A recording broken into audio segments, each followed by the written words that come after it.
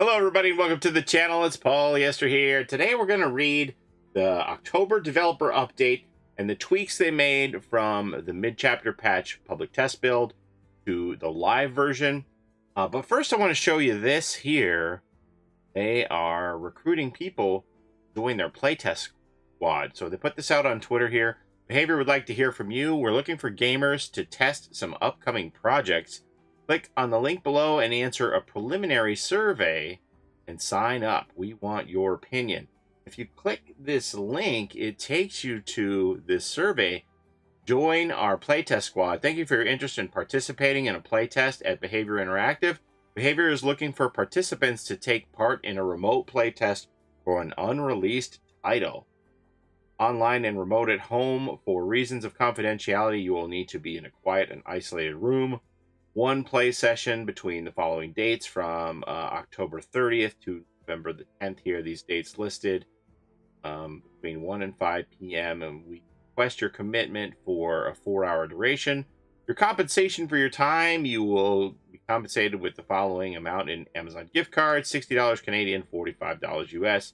You must have a relatively good performance PC and have at least 50 megabytes per second internet connection to participate. Note, please fill out the following form to confirm your availability. Note that answering the survey does not ensure your participation. If pre-selected, they'll then contact you with further information, the playtest squad team. Then you take the survey, and they're going to decide if you are right for it. So if you want to try and play test, an unreleased title by Behavior, no idea what this is, I'll have the link if you want to sign up for the survey. Go. Okay, and other than that, we also have the link here to the October developer update is here. Take a peek and see what's new since the last PB. Okay, so we're going to jump right into it. This was updated just this morning, and let's see what it says. Greetings, ghosts and ghouls. We're back with another developer update, this time covering all the adjustments on the way following our last public test build. We unveiled some major changes during this PTB, including the new anti-face camping mechanic and an overhaul to the Skull Merchant's power. You've left us with plenty of feedback to go through, and we'd like to share a few tweaks we'll be making when this update goes live, and a few more in the minor patches that follow. The Skull Merchant. With the overhaul on the PTB, we set our sights on the frustrating strategies that emerged due to how the Skull Merchant's power worked.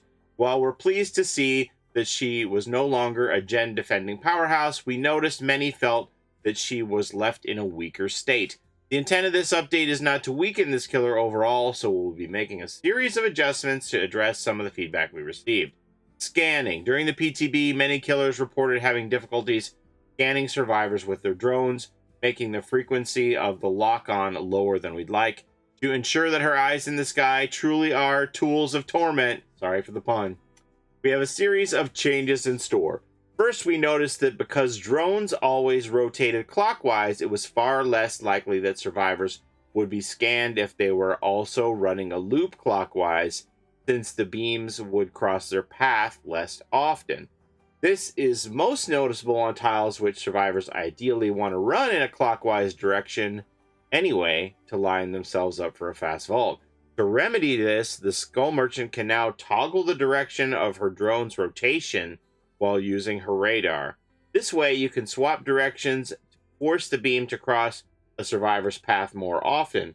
Experienced killers who know the best ways to run certain tiles will also be able to preemptively choose the best direction for the loop they've deployed their drone in. Interesting. Second, some found drone management to be a little stressful, largely since recalling a drone would put your power on cooldown. This forced the killer to rush to recall drones that are no longer needed whenever they had a moment of downtime so their power was ready for the next chase. To address this, drones can now be recalled at any time, and recalling a drone no longer incurs a cooldown. Interesting.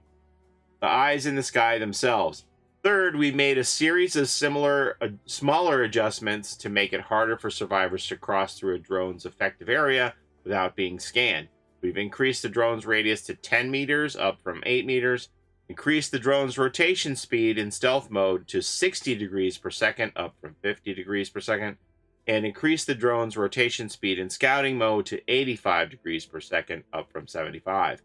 Lastly, to give the Skull Merchant more control when deploying a drone, the drone's beams now face directly in front and behind by default, allowing skilled killers to scan survivors as soon as they're deployed. We have also decreased the drone's initialization time to 0.3 seconds. It was 1.5 seconds. Wow. So they activate more quickly and feel more responsive. I'll say. That is fast. Huh. Thing. Combined, these changes will make the Skull Merchant feel better to play and more consistent now that her drones can be used to defend generators. Okay, so before we move on to the next thing, I just want to cover this. I see a lot of people have made content about this and gone so far as to say that Dead by Daylight should just delete the character. And I've seen the complete opposite, that some people say those people don't know what they're doing. They're very bad at drone placement, and that she's amazing. So I think that this may be a killer that requires a high skill cap to know where to place your drones to make them most effective. And obviously these changes are going to help quite a bit. But this could be, it could still remain a low level pick character because it may require more finesse on drone placement, good places. But I've seen people who have just raved. They played the heck out of the PTB for dozens and dozens of games, and they're in love with her. And I've seen people who think that her power is useless and that she should be thrown in the garbage bin. So it's like polar opposites. I think Dead by Daylight is generally aiming for killers that are fairly straightforward and easy to play, like Wesker, those kind of things. So I think the higher skill cap killers are picked less, but I don't think that she's as bad as some make her out to be. And, I've seen people even critique videos of people who are saying that she's garbage, and they're like, yeah, but look at this drone placement. That's a bad placement for the drone. They should put it here on the other side of this tree and stuff like that. So they have like much more knowledge. It's kind of like somebody who's really good at the singularity and they know the places where they want to put the biopods. So it's going to be a skill level thing, right? Anyway, I don't think she's going to be as bad as people make her out to be, and we'll see what happens. But I wouldn't give up on her if I were you. Anyway, moving on. Anti-face camping. Anti-face camping is here, and so is the killer. This mechanic aims to provide survivors with counterplay for some of the most egregious cases of camping. From what we observed on the PTB, the system seems to come to the rescue when needed most, though we'll, of course, continue monitoring and make adjustments as needed. However, there were a few rough edges which we're looking to refine before this goes live.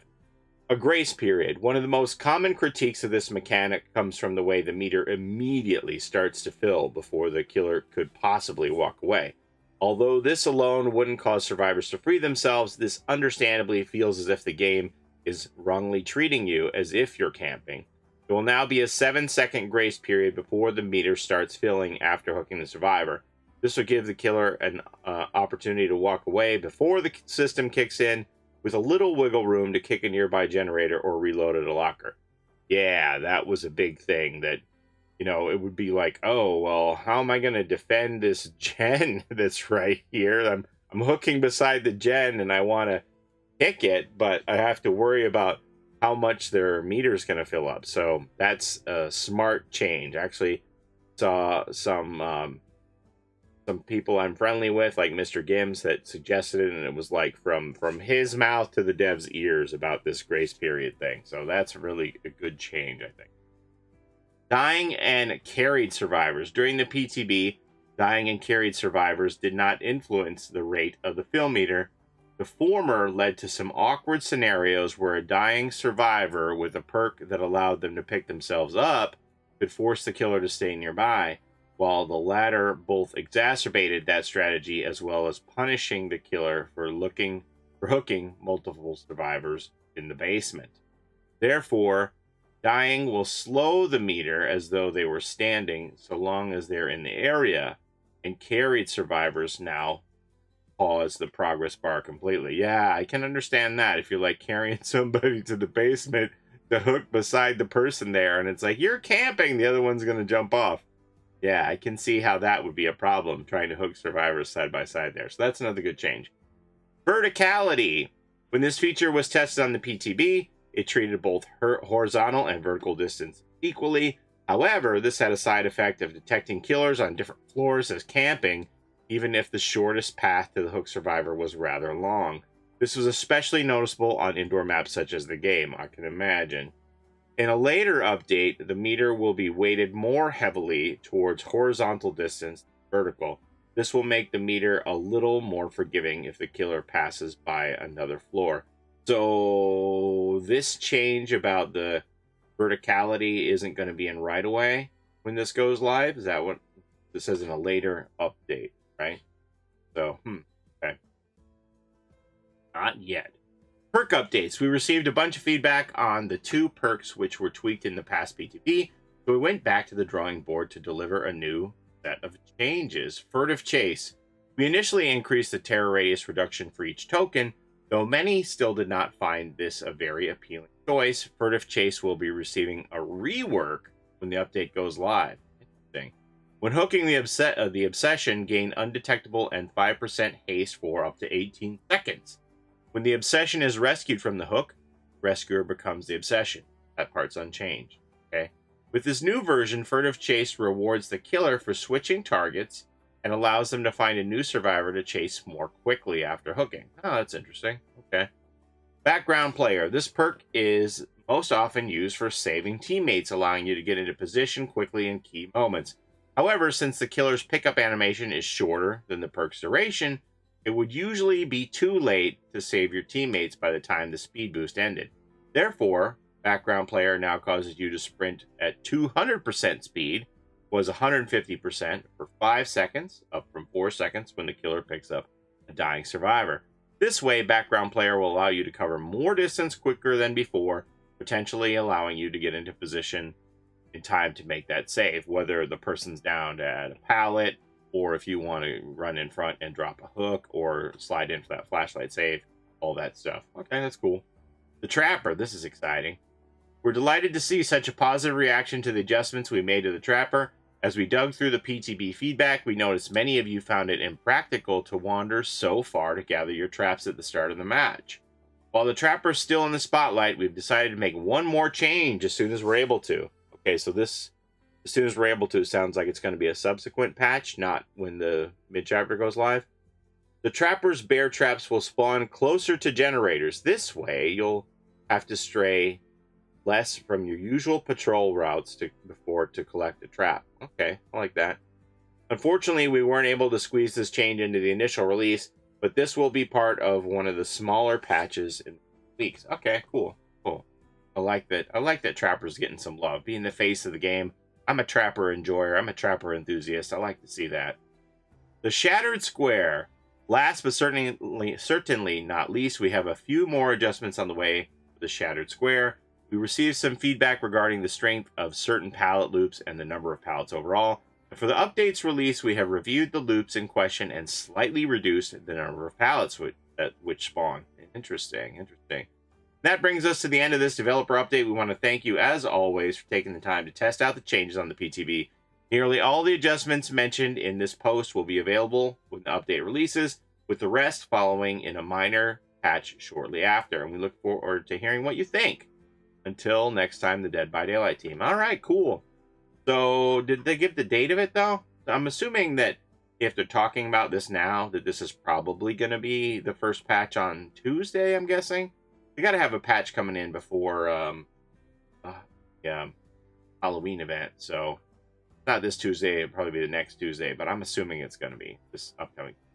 So, what do you think about all this stuff? I know there's people out there who absolutely hate the anti-camping mechanic, and they just think that it doesn't do anything to address tunneling. But, I'm just like, well, if they're camping, then stay home on gens. They can unhook themselves and hopefully waste even more of the killer's time so that you can get those gens done. I don't know. What do you think? Last night I had I had a scratch mirror Myers who was camping me on the Midwich map. So I was thinking, this camping thing can't come fast enough because they're just silently waiting for people to approach to stab them when they're trying to come save me. So that would have a big impact, I would think, on that strategy. So Myers needs a rework. I don't know. But anyway, so that scratch mirror stuff with the camping is going to be out the door. That's fine. Just have Myers just silently go and find other people instead of lying in wait for the saviors, right? All right, so that's all I have for you today. Let me know what y'all think about all of this. And don't forget to like, comment, and subscribe. It helps the channel out a ton. And don't forget to take care of each other in and out of the fog. And we'll see you next time. Have a great day, everybody. Bye-bye. It's a Gen Rush life for us. It's a Gen Rush life for us. Set a hiding, we do gens. Set a randoms, we got friends. It's a Gen Rush life.